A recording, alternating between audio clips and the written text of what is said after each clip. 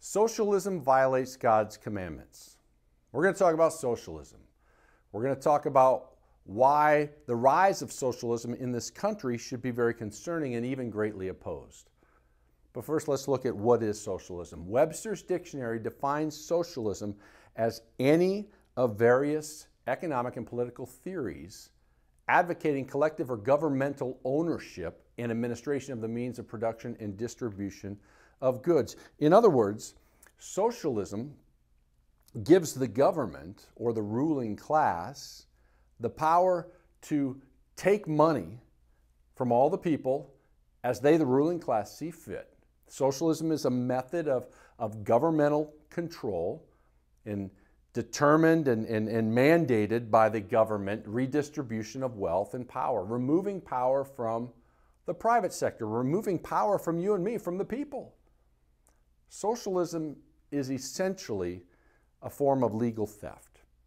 And it should seem obvious that any form of stealing is wrong. Just because it's the government doing the taking of the people's stuff, and just because we voted those socialistic politicians in, doesn't change the fact that it's still stealing. I heard Ben Shapiro make this argument against socialism, and he talked about, hey, look, if there were three of us in the room, all right, and if I had $100 and the other two in the room voted to beat me up and forcibly take my $100, does that make it morally okay? The point is, of course not.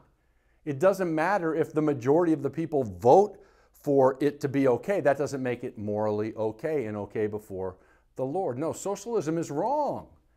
Any way you decide to implement it, it's just flat out wrong. It's immoral.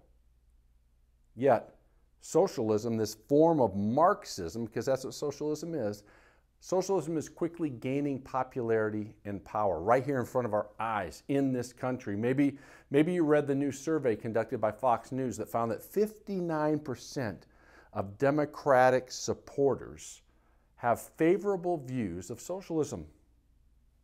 Why is this important? Why is this concerning?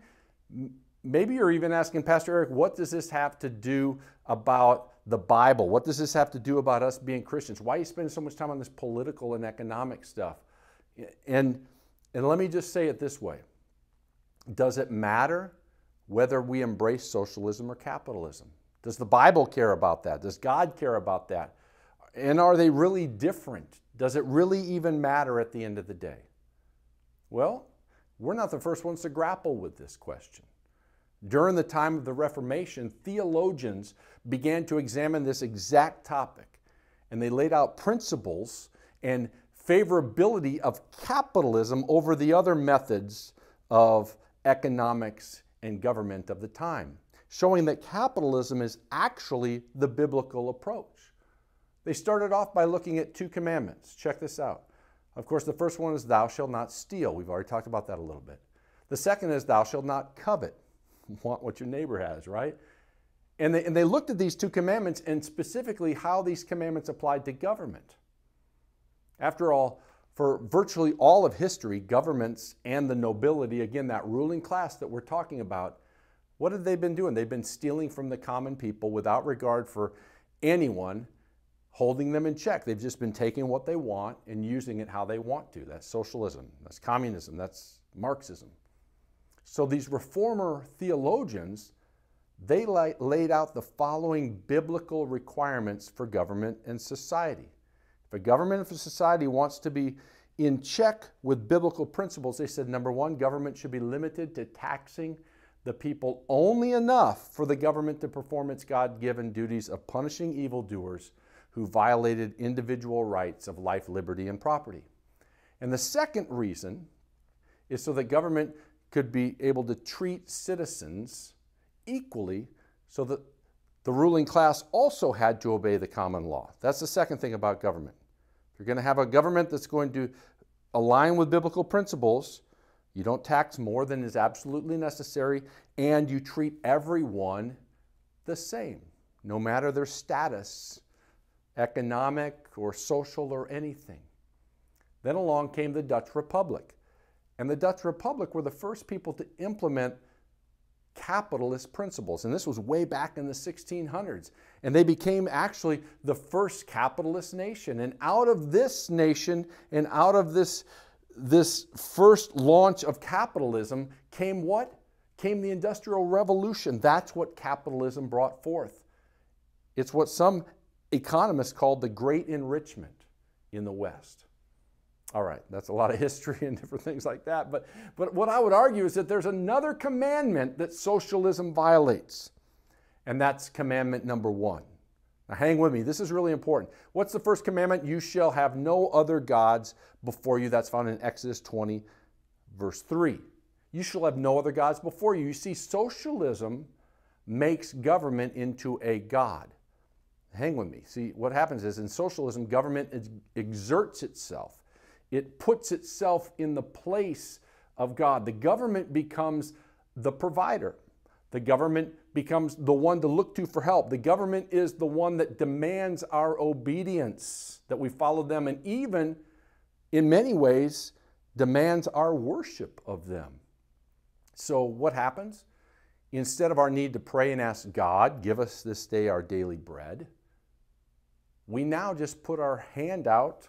We sign up for a government social program, and we look to the government for our daily bread with no thought or perceived need of God. It's just not a good situation. It's not good for this nation. It's never been good for any nation that's tried it. But why are so many Americans, including Christians, falling for this failed Marxist economic and political system called socialism, especially younger Americans? Check this out. I was reading these things this week. In a survey from the Institute of Economic Affairs, they provided the following information. Check this out. The following definitions. They asked a study group of people under the age of 40 to identify which one of these definitions was capitalism and which one was socialism. So here are the two definitions they gave. Check this out. Definition number one is an economic system whereby businesses, trade, and industry is mostly run and owned privately for profit. Prices and wages are determined mainly by competition in a free market. So that was definition number one. Definition number two, the second system, is defined this way. An economic system whereby business, trade, and industry is mostly run and owned by the government. Prices and wages are determined mainly by the government. Now here's what happened when they ran these two across this group of under 40. Half of the millennials surveyed could not identify which definition referred to capitalism and which one referred to socialism. Or even worse, they assigned the socialist definition to capitalism and the capitalist definition to socialism. Now, why are so many falling for socialism? Because of ignorance. Because the proponents of socialism, the ruling elites, are sowing confusion and they're bombarding our culture with propaganda, not to mention our school systems and our universities are literally brainwashing and indoctrinating our children into this evil Marxist theory. Look, if the Zoomers and the millennials really care about ending poverty, which they do, and that's a good thing, or if they care about promoting equality and fairness, which they should, and so should we, right? If we care about those things, then we will promote capitalism. Because everywhere capitalism has been tried, it has reduced poverty. Socialism, on the other hand, has only impoverished every society that it afflicted. So I want to wrap it up this way. Socialism is evil. Just saying it is. It's immoral. It violates God's commandments. It leads to poverty, and it elevates government to a godlike position. So here's my deal. I hope that we just say no to socialism.